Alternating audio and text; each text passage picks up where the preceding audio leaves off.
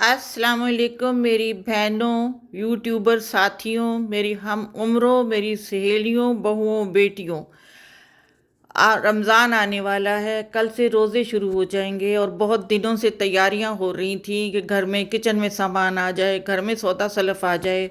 तो मैंने सोचा कि जब मेहमान आते हैं तो हम कितना एहतमाम करते हैं। ड्राइंग रूम ठीक है, उसकी डस्टिंग ठीक है, मेहमान ने यहाँ बैठना है तो हर उसके एहतमाम के लिए किचन में तरह तरह की डिशें बन रही होती हैं कि खातर में कमी ना आए, तवाज़ो के लिए कमी ना आए, नए बर्तन, अच्छी चीज़ें कि उम्दा पेशकश हो। तो मैंने सोचा कि रमज़ान भी साल में एक बार हमारे घर मेहमान आता है, अल्लाह का दिया हुआ तोहफ़ा। तो उसको वेलकम करने के लिए हम क्यों ना अपना घर सजाएं। मैंने ये रमज़ान कॉर्नर सजाया है और बड़े दिल से सजाया है। अब आइए मैं आपको बताऊं डिटेल से कि मैं क्या क्या इसमें क्या क्या रखा है। जी, सामने सीनरी है। फ़बिअय्यि आलाइ रब्बिकुमा तुकज़्ज़िबान, तुम अल्लाह की कौन कौन सी नेमतों को झुठलाओगे।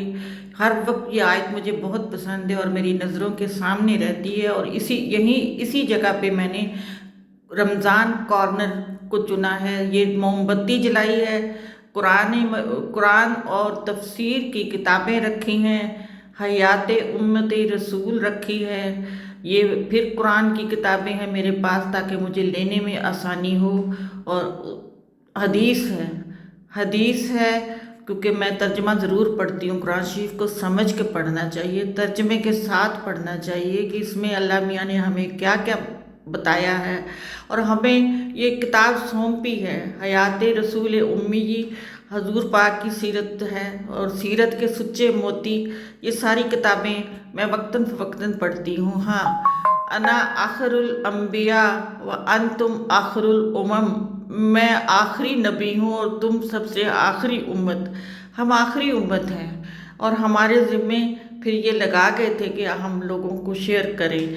आयतल कुर्सी हर गम का, आयतल कुर्सी नमक के अंदर लिखी हुई है। ये नमक का लैंप है, नमक उसके अंदर ये लिखी हुई है और इंसानी बहारत का शाहकार है। आपको पता है वीवर्स, आयतल कुर्सी अपने हर मुसलमानों के दिल की आवाज़ है। हर आयत कुरान की ऐसी जामिया और दिल को छू लेने वाली है जो ईमान, अकीदा, अल्लाह ताला की मेहरबानी और हिफाजत की ज़मानत है। और आज हम इस आयत के अल्फाज और इसका तर्जमा हम पढ़ते हैं तो दिल को सुकून मिलता है। ये मुझे मेरी फ्रेंड ने हज के गिफ्ट दिया था और बड़ी ही नायाब चीज़ है, नमक में कुनंदा है। इसको मैं सामने रखती हूँ। हाँ जी, मैं कुर्सी पे बैठ के नमाज़ पढ़ती हूँ, इसलिए जहाँ नमाज मैंने टेबल पे रख ली है।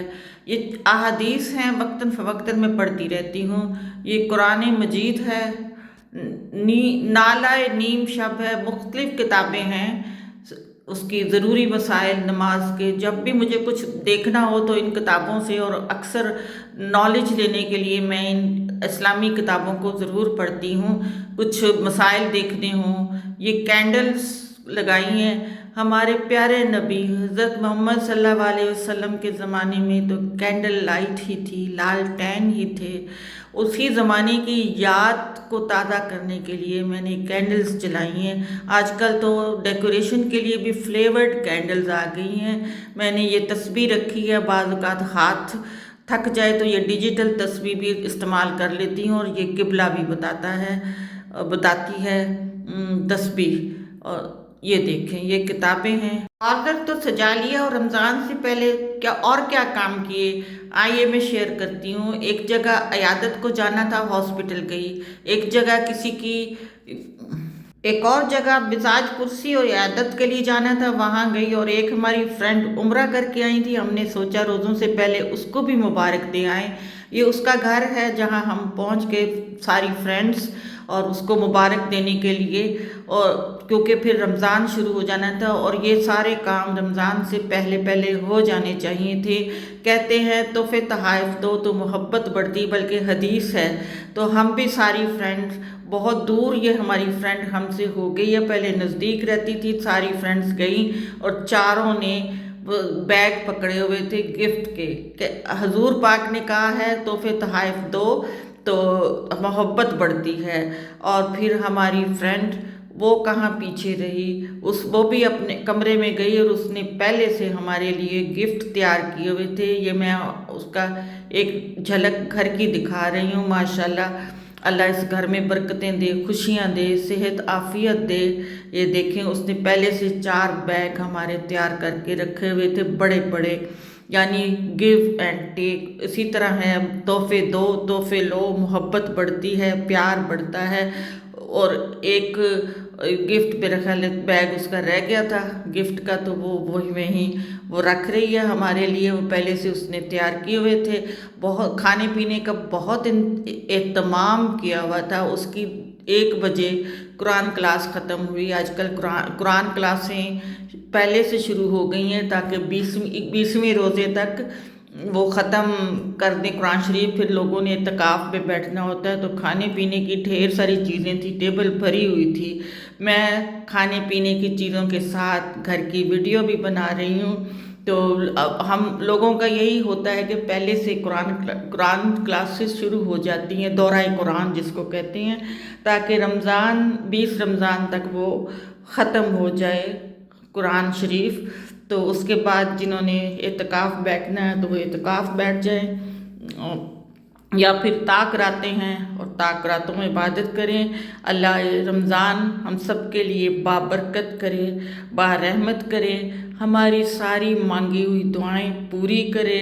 اس کے گھر سے یہاں اس کو عمرے کی مبارک دی تو ایک اور وزٹنگ تھی، گھر آ کے اس کے لیے بھی جانا تھا۔